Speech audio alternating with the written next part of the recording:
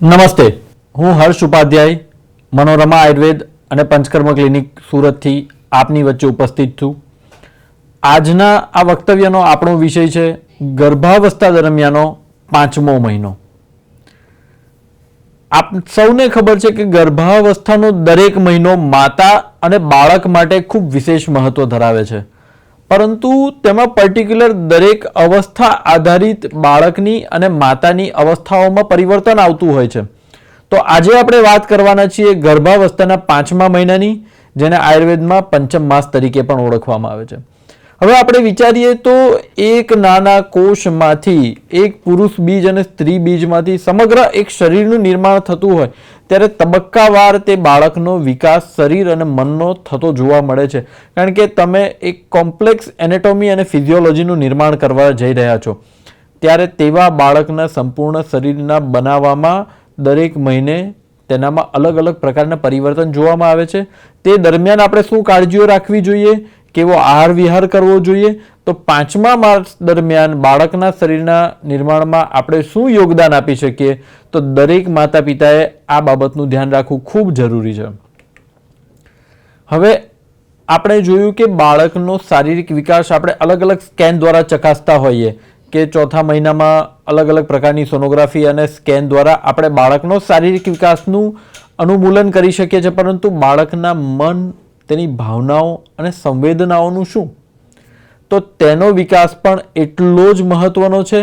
તેથી જ આયુર્વેદ અને આચાર્ય વાઘભટ્ટ તમને ત્યાં યાદ આવે કે 5મા મહિને બાળકનો મનનું નિર્માણ થાય છે, અને આજનું આધુનિક વિજ્ઞાન પણ તેને સમર્થન આપતું જોવા મળે છે. તો આવો આ સુંદર યાત્રાની આપણે આજે શરૂઆત કરીએ. તો 5મા માસ વિશે આચાર્ય વાઘભટ્ટ કહે છે કે પંચમે મનઃ પ્રતિબુદ્ધતરમ ભવતિ, અર્થાત 5મા મહિનામાં ગર્ભસ્થ શિશુનું મન વધુ જાગૃત અને વિકસિત બનવામાં લાગે છે. હવે મન એટલે શું? મન એટલે વિચાર શક્તિ. મન એટલે ફક્ત વિચાર શક્તિ નહીં, પણ તેની લાગણીને અનુભવવાની ક્ષમતા, સંવેદનાઓ પ્રત્યેની એની પ્રતિક્રિયાઓ અને ભાવનાત્મક જોડાણની શરૂઆત. કે તમે જે પણ સાંભળી રહ્યા છો, સમજી રહ્યા છો, તમે જે અનુભવી રહ્યા છો, તેની પ્રતિક્રિયા આપવાની શરૂઆત, તેના પ્રત્યેની તમારું બોડી, તમારું મન શું રિએક્ટ કરે છે એની વાત. ખાલી શરીરની વાત નથી અહીંયા, તેને ફક્ત આપણે ફિઝિકલી નહીં સમજી શકીએ. અને આ ઉપરાંત આયુર્વેદના મત અનુસાર બાળકના વર્ણનું નિર્માણ પણ ત્યાં થાય છે, એના વિશે પણ આ વાત કરીશું. તેથી જ આ સમયમાં એટલે કે 5મા માસમાં બાળકના વિકાસ માટે માતાના વિચારો, માતાની લાગણીઓ અને આસપાસના વાતાવરણનું ખૂબ વિશેષ મહત્વ રહેલું છે.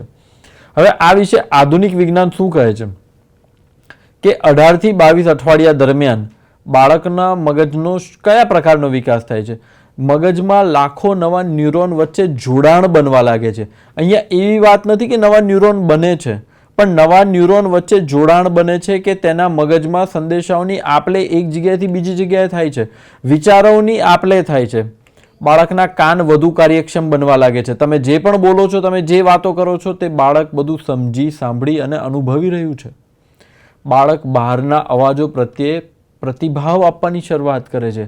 તમે એને જોરથી બૂમ પાડો છો કે એના પર પ્રેમથી હાથ મૂકીને પંપાડીને વાત કરો છો, તેની બાળક અનુભૂતિ કરે છે.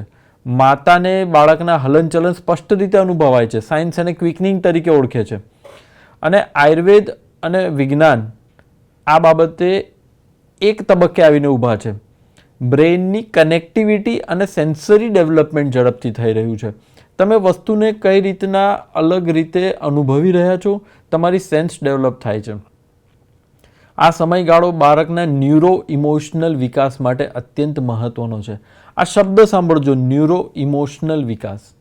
આજ સુધી આપણે ભાઈ ન્યુરો સાયન્સ, ફક્ત ન્યુરોન, પણ ઇમોશન્સની વાત ક્યાં આવી? બાળકની લાગણીઓની, બાળકના વિચારોની ચિંતા કરવી પણ અત્યંત મહત્વની છે. તેથી જ બાળક સાથે સંવાદની વાત અને ગર્ભ સંસ્કારમાં ગર્ભ સંવાદ નામનો એક અલગ અધ્યાય છે, અને તેના માટે જ તેની સાથે પ્રેમથી વાત કરવાની વાત કરેલી છે. તમારું બાળક સાથે તમે ગર્ભ સંવાદ કરશો ને, તો એ બાળકનું મન તંદુરસ્ત થશે, બાળક મનથી પરિપૂર્ણ થશે. બાળકને કહીશ, હે બાળક, તું મારું તંદુરસ્ત બાળ છે, હું તને પ્રેમ કરું છું, તું બુદ્ધિશાળી બનીશ, તું કરુણાશીલ બનીશ, તું નિર્ભય બનીશ. અને વિજ્ઞાન અને સંશોધનો પણ એવું કહે છે કે ગર્ભમાં રહેલું બાળક માતાના અવાજને ઓળખી પણ શકે છે. જન્મ પછી નવજાત શિશુ પોતાની માતાના અવાજ પ્રત્યે વિશેષ લાગણી અને પ્રતિભાવ દર્શાવે છે. હવે બીજી વાત રહી કે બાળકના વર્ણનો વિકાસ. વર્ણ એટલે ફક્ત રંગ નહીં, બાળકના ફેશિયલ ફીચર્સ, એના વાળ, એની આઈબ્રો, એની સ્વરૂપ, આ બધાની વાતો. અને વિજ્ઞાન પણ આવું માને છે કે બાળકની રૂંવાટીઓ, આઈબ્રો, આ બધાનું ડેવલપમેન્ટ પણ 5મા માસ દરમિયાન થાય છે. કારણ કે એ બધું જો યોગ્ય રીતે, સમ્યક રીતે એક સિમેટ્રીમાં ગોઠવાયેલું હશે તો એનાથી બાળક દૈદીપ્યમાન બનશે. આપણા કૃષ્ણ ભગવાન વર્ણમાં તો કૃષ્ણ વર્ણના હતા, પણ છતાં એના સ્વરૂપને આજે પણ આપણને રમણીય લાગે છે. તો બાળકનો વર્ણનું નિર્માણ પણ ત્યારે થતું હોય છે. હવે જ્યારે મનની વાત પુનઃ આવે ત્યારે મન સાથે કઈ રીતના મનને પ્રફુલ્લિત કરી શકાય, કઈ કઈ બાબતોથી મનને તૃપ્ત કરી શકાય. સંગીત સાંભળીને, સારા મંત્રો સાંભળીને. ઘણા બધા આપણા રાગોમાં, શાસ્ત્રીય રાગમાં ઉપચારાત્મક શક્તિ રહેલી છે. જેમ કે વાંસળી છે, વીણા છે, ભજન છે, મંત્રોચ્ચાર છે. એવા મધુર ધ્વનિઓના અવાજ સાંભળીને પણ બાળકના મનને શાંત કરી શકાય. આજે ઘણી બધી માતાઓનો એક પ્રશ્ન આવે છે કે સાહેબ બાળક 1 વર્ષનું થયું, ખૂબ ચીડિયું રહે છે, ખૂબ તોફાન કરે છે, શાંત બેસી નથી શકતું. પણ તેના મનને શાંત થવાનો કોઈ અનુભવ જ નથી. તેના મનને શાંત થતાં શીખવાડવામાં જ નથી આવ્યું. તેને ક્યારેય શાંત સંગીત સંભળાવવામાં જ નથી આવ્યું. તે હંમેશા જ્યારે માતા 5મા મહિનાની પ્રેગ્નન્ટ હતી ત્યારે તાણમાં જ રહી છે. તો એ બાળક પણ અવાજ જ કરશે. એ બાળક ચીસો પાડશે, ઊંઘ સારી નહીં લે. સૌથી મોટો પ્રશ્ન આવી રહ્યો છે કે બાળક ઊંઘ નથી લઈ રહ્યું. અને તેના લીધે ડૉક્ટરો પણ એવું કહી રહ્યા છે કે ભાઈ બાળકની ઊંઘ પ્રોપર નથી થતી. તેના લીધે તેનો વિકાસ અને ગ્રોથ એન્ડ ડેવલપમેન્ટ નથી થઈ રહ્યું. બાળકનું વજન જોઈએ એટલું નથી વધી રહ્યું. બાળક ખોરાક પ્રોપરલી નથી રહી રહ્યું. પણ એના મનને શાંત થવાની કોઈ પ્રેક્ટિસ જ નથી. એની સાથે ગર્ભ સંવાદ કરવામાં નથી આવ્યો. તો એ બાળક શાંત ક્યાંથી રહી શકે? જ્યારે શરીરમાં કોર્ટિસોલ જેવા સ્ટ્રેસ હોર્મોનનું પ્રમાણ વધી જાય, માતામાં જ્યારે વધી જાય, ત્યારે માતા સતત તાણમાં રહે, તો એ બાળકના મનનું નિર્માણ કઈ રીતના કરી શકે? માતાના વિચારોના મહત્વ વિશે આયુર્વેદ શું કહે છે કે ગર્ભિણી સ્ત્રીને પ્રસન્ન રાખવી, તેની માનસિક સ્થિતિને શાંત રાખવી, કારણ કે તે ગર્ભ ઉપર ખૂબ ઊંડાણપૂર્વક અસર કરી શકે છે. અને તે માટે ઝઘડા, કંકાસથી દૂર રહેવું. આજે પ્રશ્નો સમાજમાં કોને ત્યાં નથી, કોને આજે તકલીફો નથી, પરંતુ શું તે દરેકનું ઝઘડાથી જ સમાધાન હોઈ શકે? નકારાત્મક સમાચારો આપણે છાપામાં, સોશિયલ મીડિયામાં વાંચતા હોઈએ કે આ જગ્યાએ આ થયું, તે થયું. ખૂબ નકારાત્મકતા આપણા સમાજમાં ફેલાયેલી છે, પણ સાથે ને સાથે એટલી જ હકારાત્મકતા આપણા સમાજમાં છે. પણ આપણે શેનું સેવન કરીએ છીએ? કારણ કે આપણને નકારાત્મકતાનો ઢાળ સરળ લાગે છે, તેથી તે ઢાળમાં આપણે ઢળી જઈએ છીએ. આપણને હકારાત્મકતા માટે, સારું વિચારવા માટે, પ્રેરણાદાયક વ્યક્તિત્વના ચરિત્ર વાંચવા માટે પ્રયત્ન કરવો પડે છે. પણ પેલું તો ખૂબ સરળતાથી અવેલેબલ છે મોબાઈલ, ટીવીમાં. અને લાંબા ગાળાનો આવો માનસિક તાણ છે ને, એ આજે વિજ્ઞાન પણ કહે છે કે મોટા ભાગના રોગો સાયકોસોમેટિક છે. આજે તમે કોઈ ડૉક્ટર પાસે જાઓ કે સાહેબ મને હૃદય રોગનો પ્રોબ્લેમ છે, તો પહેલાં પૂછશે કે તમને સ્ટ્રેસ કેટલું હતું. તમે ડાયાબિટીસના ડૉક્ટર પાસે જાઓ, તમારી ઓબેસિટી છે, તમારું વજન વધારે છે, તો ડૉક્ટર તમારી ઊંઘની, તમારા સ્ટ્રેસની, તમારા વર્કિંગ કલ્ચરની પ્રશ્નો આધારિત તમારી પરીક્ષા કરશે કે એ અંગે. તો આજના વિજ્ઞાન પણ માને છે કે મોટા ભાગના રોગો સાયકોસોમેટિક એટલે મન અને શરીર સાથે જોડાયેલા છે. તો હવે આ બાળકના મનની ચિંતા 5મા મહિનાથી કરવાની છે આપણે, કે બાળકનું મન એ મજબૂત બને, બાળકના મનમાં એક આત્મવિશ્વાસ હોય, બાળકને એક સકારાત્મકતા હોય અને એક પોઝિટિવ જુસ્સો લઈને સમાજમાં આવે કે ના હું કરી શકું છું. અને તેના માટે આપણે ઉત્તમ સાહિત્યનું વાંચન કરવું પડશે. જેમ કે શ્રીમદ ભગવદ્ ગીતા છે, રામાયણના ભગવાન રામના કરુણાના, સુરવીરતાના પાઠો વાંચવા પડશે, પ્રેરણાદાયક જીવન ચરિત્રો વાંચવા પડશે, ભગવાન બુદ્ધને વાંચવા પડશે, મહાવીરને વાંચવા પડશે, શંકરાચાર્યને વાંચવા પડશે, સ્વામી વિવેકાનંદ, વલ્ભાચાર્યજી, શિવાજી મહારાજ, મહારાણા પ્રતાપ, આઝાદીના આપણા લડવૈયાઓના જીવન ચરિત્રનું વાંચન કરવું પડશે કે તે લોકોએ પોતાના મનને કેટલું મજબૂત કર્યું. આજે તમે રમતગમતના જગતમાં જુઓ ને, તો રમતગમતના દરેક ખેલાડીઓની સાથે એના સાયકેટ્રોલોજિસ્ટ હોય છે, કારણ કે રમતગમતના મેદાનમાં શારીરિક બળનું મહત્વ ફક્ત 1% હોય છે, જ્યારે 99% મહત્વ તેના માનસિક બળનું હોય છે. એક ખૂબ પ્રચલિત કોટ છે કે ચાલીને થાકી જાય ને એ તો બહુ સહજ બાબત છે, પણ જે થાક્યા પછી ચાલે ને એ વિજેતા બને છે. તો આપણે બાળકને થાક્યા પછી પાછો ઊભો કરીને ચાલતા શીખવાડવાનું છે, તેનું મનોબળ એટલું મક્કમ બનાવવાનું છે. એટલે આપણે બાળકને ફક્ત જ્ઞાન આપવાનો હેતુ નથી, પરંતુ એના મગજમાં શાંતિ, આશા, સકારાત્મકતા આવે ને એના માટેનો છે. આ મહિના દરમિયાન માતાએ ધ્યાન અને પ્રાણાયામ નિયમિત કરવું જોઈએ. પ્રાણાયામમાં કપાલભાતી છે કે ભસ્ત્રિકા છે તેવા ભારી પ્રાણાયામની કોઈ વાત નથી. આંખો બંધ કરો, દીર્ઘ શ્વસન કરો, બાળક માટે, ઈશ્વર માટે, પોતાના પૂજ્ય માટે કૃતજ્ઞતા વ્યક્ત કરો. કોઈ જોરથી પ્રાણાયામ કરવાની કે શ્વાસોશ્વાસની ક્રિયાઓ કરવી જરૂરી નથી, અથવા કોઈ નિષ્ણાતના માર્ગદર્શન હેઠળ જ યોગાભ્યાસ કરવો જોઈએ. યોગ નિદ્રા છે, શવાસન છે જેવા હળવા આસનો કરવા જોઈએ.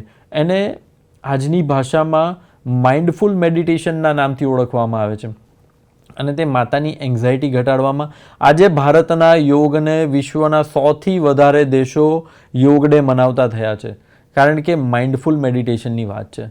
અને ફક્ત ફિઝિકલ વેલબિંગની નહીં પણ ઇમોશનલ વેલબિંગની વાત છે.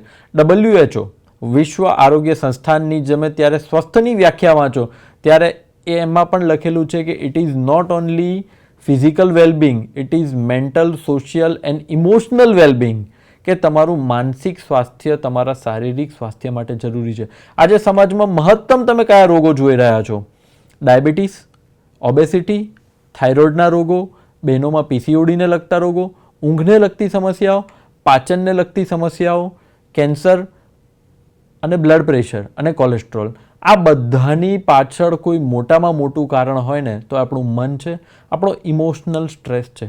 એને મેન્ટેન કરતાં શીખવું પડશે. હવે આ 5મા માસ દરમિયાન બાળકનું મન જ્યારે ડેવલપ થઈ રહ્યું છે ને ત્યારે આ બધી પ્રવૃત્તિઓ દ્વારા તમારે બાળકના મનને મજબૂત કરવું પડશે. આ ઉપરાંત આહાર વિહારની વાત આવે ત્યારે આયુર્વેદમાં બાળકને ક્ષીર અને ઘૃતયુક્ત આહાર એટલે દૂધ અને ઘીયુક્ત આહાર, કારણ કે આજે સમાજમાં ગાયનું દૂધ અને ગાયનું ઘી સંપૂર્ણ પોષક આહાર છે ને એવું વિજ્ઞાન પણ માની ચૂક્યું છે. ગાયનું દૂધ, ગાયના દૂધની ખીર, ભાતની ખીર, રોજ સવારે બદામ અને ઘી, 1-2 તાંતણા કેસર. હવે આ કેસરને મોટા ભાગના લોકો જોડી દેશે કે ભાઈ કેસર વર્ણ ઉત્પત્તિ થશે, પણ કેસર રક્તના પરિવહન માટે ખૂબ જરૂરી છે.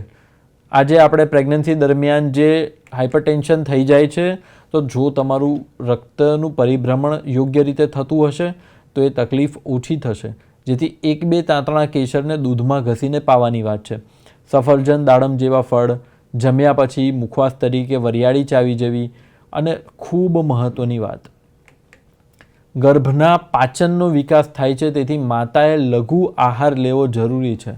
આજે ક્રેવિંગના નામ પર, લેટ નાઇટ ઇટિંગના નામ પર મેંદો, વાસી ખોરાક, બહારનો ખોરાક, બહારની પામોલીઓમાં તળેલી વસ્તુઓ માતા જ્યારે આહાર વિહાર કરે ત્યારે તેનું પાચન બગડશે, તેની અસર બાળકના મન ઉપર થશે, બાળકના શરીર ઉપર થશે. આજ સુધી વિજ્ઞાન એવું માનતું હતું કે ભાઈ તમારા મનની અસર તમારા પાચન ઉપર થાય છે, પરંતુ હાલનું લેટેસ્ટ સંશોધન એવું માને છે કે તમારા પાચનની પણ એટલી જ અસર તમારા મન ઉપર થાય છે. તમે જો સ્ટ્રેસમાં હશો તો વિધિન 2 hours 2 કલાકની અંદર તમારું પાચન બગડશે, અને તમારું પાચન જો લાંબો સમય બગડશે તો તમારા મનની એના પર ખરાબ અસરો થશે. એને ડિસબાયોસિસના નામ પર ઓળખવામાં આવે છે. આજે મોટા ભાગના યુવાનો અલગ અલગ ઉણપોથી પીડાતા હોય છે. તેનું મુખ્ય કારણ છે પાચન યોગ્ય નથી. આપણે વારંવાર મેંદા જેવો ઝીણા લોટથી પ્રોસેસ્ડ ફૂડ ખાઈએ છીએ. ફક્ત મેંદો નહીં, વધુ પ્રમાણમાં ખાંડ અને એનો પ્રયોગ, આર્ટિફિશિયલ સ્વીટનર્સનો પ્રયોગ, આ બધું જ આપણે વધારે પ્રમાણમાં લઈએ છીએ. તો તે સૌથી મહત્ત્વની વાત છે. અને સાથે જ્યારે પોષણની વાત આવે ત્યારે વિજ્ઞાન કહે છે કે ભાઈ protein, iron, calcium, folic acid, omega 3 અને પૂરતા પ્રમાણમાં જો પાણી લેવામાં આવે તો આયુર્વેદની પાચનની અને પોષણની આ બંનેને હેતુને આપણે એક સાથે સર કરી શકીએ. પરંતુ અયોગ્ય આહાર લેવો એ માતા અને બાળક માટે બિલકુલ યોગ્ય નથી. તો આપણે અને મહાભારતની પણ આપણે વાતો સાંભળીએ ને તો અભિમન્યુની વાત સૌએ સાંભળી હશે. તો અભિમન્યુ ચક્રવ્યૂહ ક્યાંથી શીખીને આવ્યા? એ બાળક ગર્ભમાંથી જ શીખીને આવ્યા. તો ચક્રવ્યૂહ પૃથ્વી, દુનિયામાં, સમાજમાં આવતું બાળક માટે દરેક પ્રશ્ન ચક્રવ્યૂહ છે. અભિમન્યુનું તો રૂપક આપેલું છે. એ બાળક માટે પહેલા ધોરણની પરીક્ષા, 12મા ધોરણની પરીક્ષા, જોબનો ઇન્ટરવ્યૂ, દરેક વસ્તુ ચક્રવ્યૂહ છે. એ ચક્રવ્યૂહને ભેદન કરતાં આપણે એને ગર્ભમાંથી જ શીખવાડવું પડશે, એને સંવાદિતતા આપવી પડશે. તો આપણે આવો સૌ મળીને માતાના તણાવમાં ઘટાડો થાય, માતા અને બાળક વચ્ચે ભાવનાત્મક જોડાણ થાય, માતા એ બાળક સાથે વધુ સારી રીતના જોડાઈને એક સારો અનુભવ સકારાત્મક આપી શકે. અને એક પરિવારની સંપૂર્ણપણે જવાબદારી છે કે પરિવારમાં સુમેળપૂર્ણ વાતાવરણ રહે. તો પ્રિય માતાઓ, આવા 5મા માસ દરમિયાન આપણે ગર્ભને સંસ્કારિત કરવું છે, તો તેને સારા મંત્રો, સારું સંગીત, સારા વિચારો, આપણા મનની શાંતિ, આપણા હૃદયની શાંતિ, આપણા મનમાં પ્રેમ, સાત્વિકતા અને બાળક માટે પૂર્ણ જાગૃતિની અનુભૂતિ રાખીને આપણે આયુર્વેદના માર્ગે, ગર્ભ સંસ્કારના માર્ગે આગળ વધવું પડશે અને આપણા શરીર અને મનની કાળજી લેવી પડશે. તો જ એક સ્વસ્થ બાળક દ્વારા સ્વસ્થ સમાજનું નિર્માણ થઈ શકશે. અને આ બધી હતી 5મા મહિનાની બાબતો. તો દરેક 4થા મહિના સુધીની માતાઓ આ બાબતોનું ધ્યાન રાખે અને 5મા મહિનામાં અનુસરણ કરે તો તમારું બાળક જરૂર શાંત અને ખુશ સંતતિ આપ સૌ પામી શકશો. ખૂબ ખૂબ ધન્યવાદ.